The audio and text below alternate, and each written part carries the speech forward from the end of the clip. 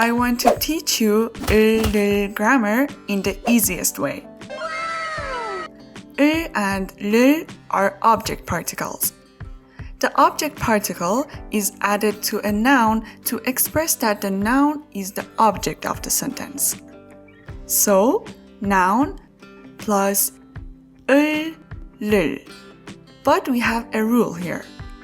When nouns ends with 받침, we add 을. For example, 책 means book. So 책 plus 을, 책을. And when nouns ends without 받침, we add 를. For example, 커피. 커피 means coffee.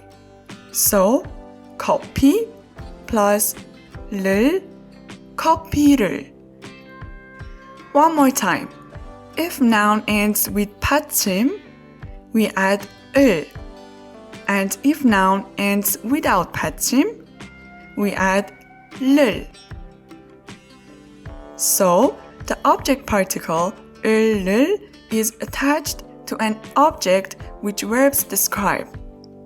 Let's see more examples in sentences. 우유를 마셨어요. I drank milk.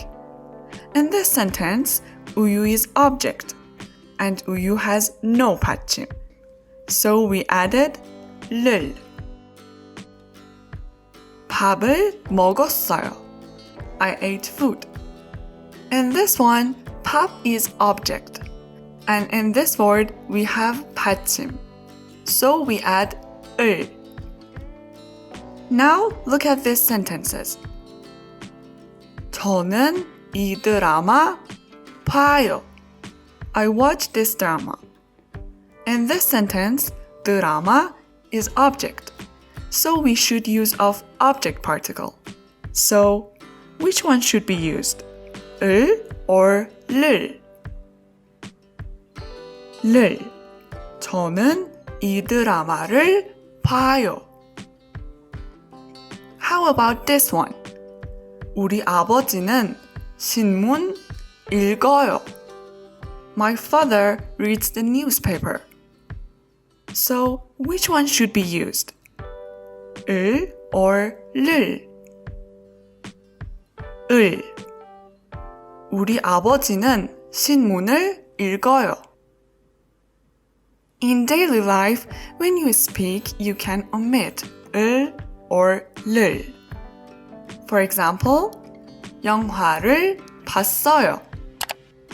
영화 봤어요. Okay guys, that was 을 grammar. Thank you for watching.